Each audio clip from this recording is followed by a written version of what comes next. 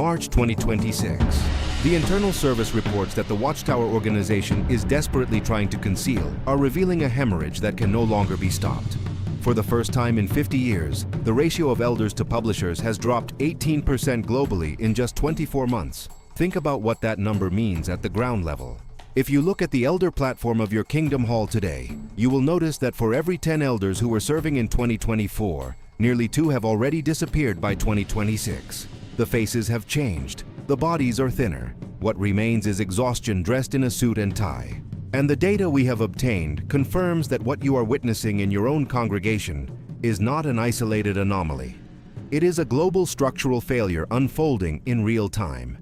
In countries like Brazil, the average age of an elder body has now surpassed 62 years old. What does that number mean in practice? It means that the structural framework sustaining the organization's approximately 115,000 congregations worldwide is experiencing multiple organ failure simultaneously. In the last year alone, an estimated 12,000 veteran elders either voluntarily surrendered their positions or were quietly pressured out under new internal age directives that Warwick never announced publicly and never explained transparently to the millions of members affected by the consequences. This is not a spiritual adjustment. This is a purge. This is a mass abandonment of post. The men who held the keys to the confidential congregation files, the men who knew every judicial case, every unreported abuse, every disfellowshipping decision made behind closed doors, are walking out and pulling the door shut behind them. What exactly did they find in the 2025 internal reports that cost them their sleep? Why has the so-called privilege of service in 2026 become a sentence that virtually nobody wants to carry anymore? There are 5 reasons. They are not theological. They are not spiritual. They are structural, financial, legal, and deeply human. And together they explain why the organization's own appointed guardians are the ones dismantling the walls from the inside. Each of these 5 reasons is documented. Each one is unfolding right now, in real time, inside congregations that the governing body is publicly describing as spiritually thriving. The gap between that public narrative and the internal reality is the story this video is going to tell. Get ready, because what follows is not speculation. It is the organizational collapse the Watchtower hoped you would never be able to see clearly enough to name. Reason 1. The obsolescence clause. The purge of the 80-year threshold. The first reason elders are leaving is institutional disposal, and it is happening with a coldness that has shaken even the most organizationally loyal men still serving in elder bodies around the world. The data is blunt. The new 2026 internal directive that removes elders from decision-making positions once they reach the age of 80 sent a signal to every elder body in every congregation on earth, and that signal was unmistakable. The Watchtower Bible and Tract Society is no longer a spiritual family. It is a corporation executing a calculated downsizing strategy, and personal loyalty is not a variable in that calculation. Veteran elders who gave 40 years of unpaid labor to this organization, men who skipped careers, bypassed pension contributions, never built personal savings because the end of the system of things was always just around the corner, are now being discarded precisely at the moment when they would need institutional support the most. The organization provides no retirement plan for elders. There is no pension. There is no medical coverage. There is no financial safety net of any kind for decades of service rendered entirely without compensation. The men who sacrificed their professional lives and their financial futures on the promise that Jehovah's organization takes care of its own are now being shown the exit, because keeping them in active decision-making roles creates administrative complexity and, more critically, potential legal exposure. Age becomes liability. Loyalty becomes irrelevant. The transaction ends. Younger elders watch this happen to their mentors, to the men who appointed them, trained them, and stood beside them through decades of congregation work. What they witnessed was not the spiritual family they had been promised. It was a corporate efficiency model dressed in theological language, and the younger men drew the conclusion that any rational observer would draw. If this is what awaits me after 40 years of free labor, the contract was never genuine to begin with. The obsolescence clause did not simply remove elderly men from positions. It exposed the transactional architecture of an arrangement that had always been sold as something sacred. And once that exposure happens at the personal level, once a man watches his mentor of 30 years get administratively discarded without a pension, without a transition, without so much as a formal acknowledgement of what he gave, it does not resolve itself with a reassuring scripture. It permanently reframes everything that came before it. The elders who are leaving in the wake of this directive are not leaving because they are spiritually weak. They are leaving because they finally received confirmation, written into an official internal policy, that the organization's loyalty to them was always conditional. That confirmation, for many of them, was the last thing they needed to see. And as we will examine in Reason 5, this moment, the disposal of the mentor, is the exact moment that seals the decision of the younger generation, standing immediately behind him. Reason 2. Doctrinal post-traumatic stress. The crisis of conscience after new light. The second reason is internal, psychological, and in many ways the most devastating, because it strikes at the identity these men built around decades of enforcing rules they now know caused unnecessary harm. Monitoring of ex-elder forums and online communities has documented a 400% increase in reported crisis of conscience following the doctrinal and policy changes of 2024 and 2025. 400%. That number is not incidental. It is the direct consequence of a specific dynamic. Men who spent decades as enforcers of organizational standards are now being told, through policy reversals, that those standards were never spiritually necessary in the first place. The changes themselves, the radical loosening of rules around dress codes, beard policies, and the reporting of field service hours, might appear minor to an outside observer. To a veteran elder who spent 30 years on judicial committees, they are psychologically catastrophic. Consider the position of a man who sat across from young people and pronounced them spiritually unfit. A man who disfellowshipped teenagers for wearing beards or failing to meet their monthly hour requirements.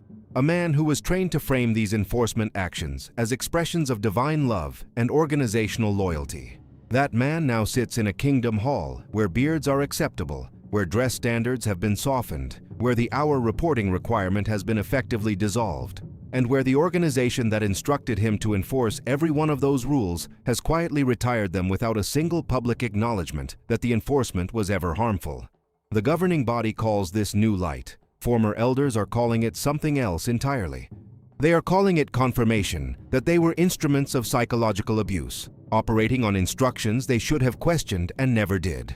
The wound is not simply about the rules having changed. The wound is the recognition that the authority they exercised over other people's lives, over marriages, over families, over the mental health of congregation members who spent years believing they were spiritually deficient, was never as divinely authorized as they were told it was.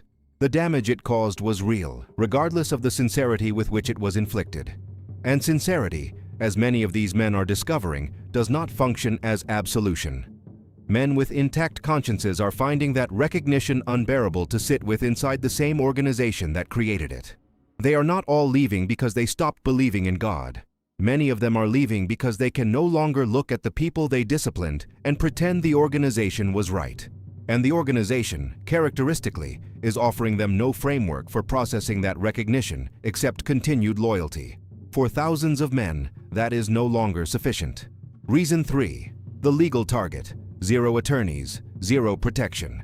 The third reason is the one that has spread through elder communities with a speed and force that no other piece of information has matched in recent years, because it is not abstract and it is not theological. It is a number, and that number is zero.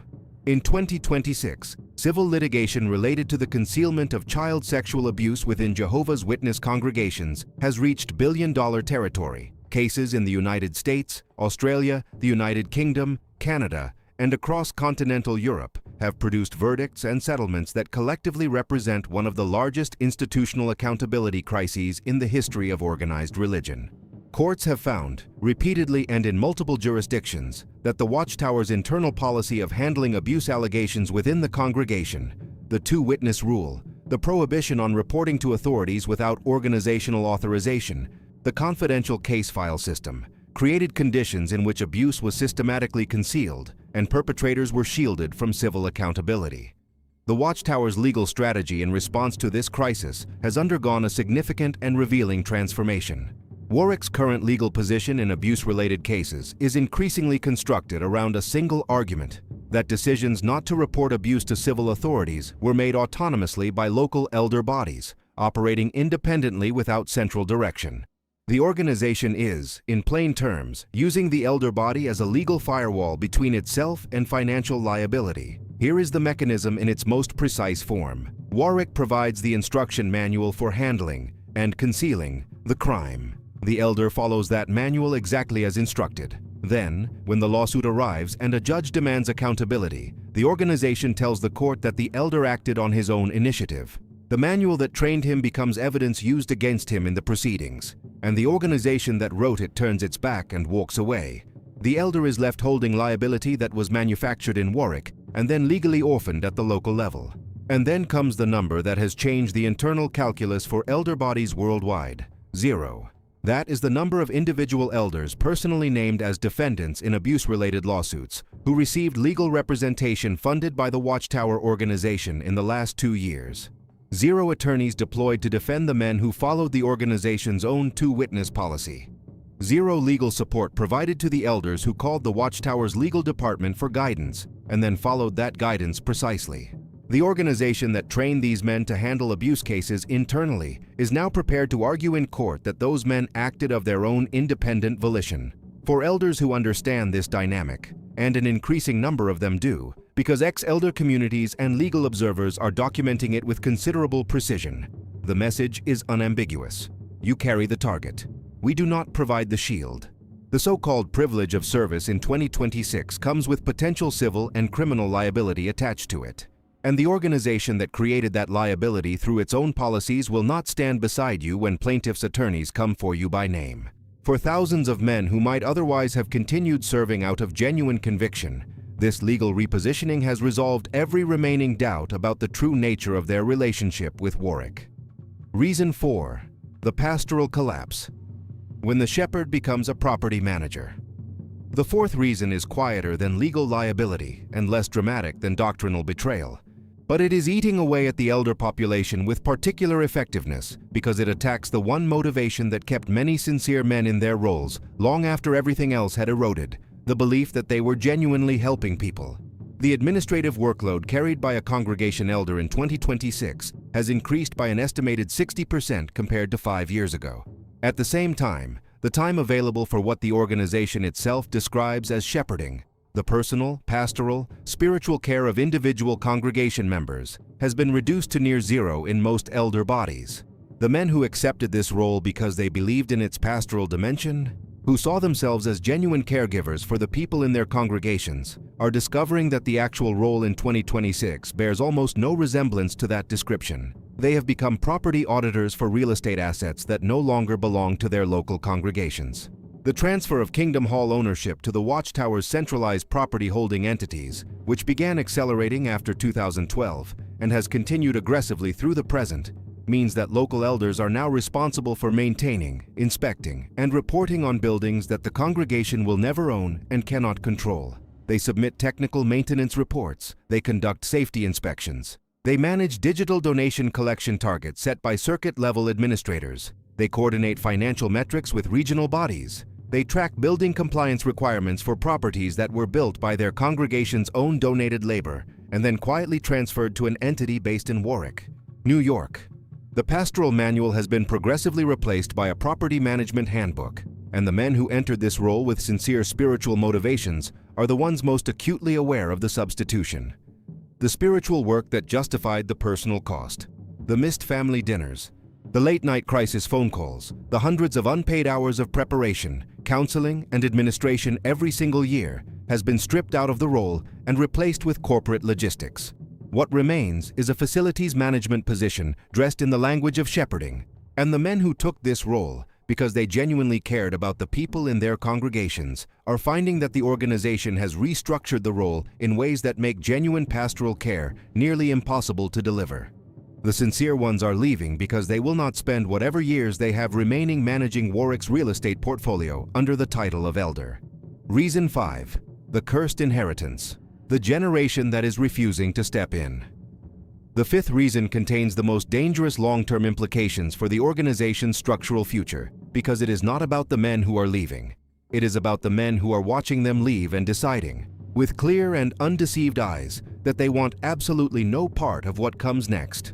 Among ministerial servants, the designated pipeline of elder candidates within each congregation, the rate at which eligible men between the ages of 20 and 35 are accepting elder appointments has collapsed to a historically unprecedented level.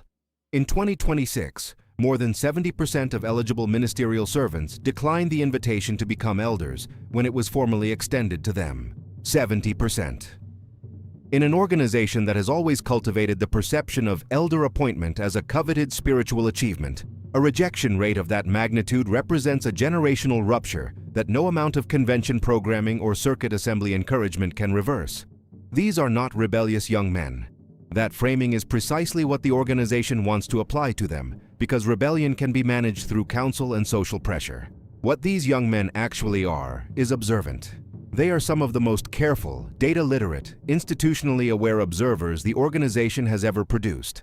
And what they are observing is conducting a more effective deterrence campaign than any external critic ever could, because it is happening in their own kingdom halls, embodied by the specific men they have known their entire lives. Many of them watch their own fathers serve faithfully for 4 decades and then get administratively retired at 80 without a pension, without a safety net, without any institutional acknowledgement of what those decades cost them personally and financially.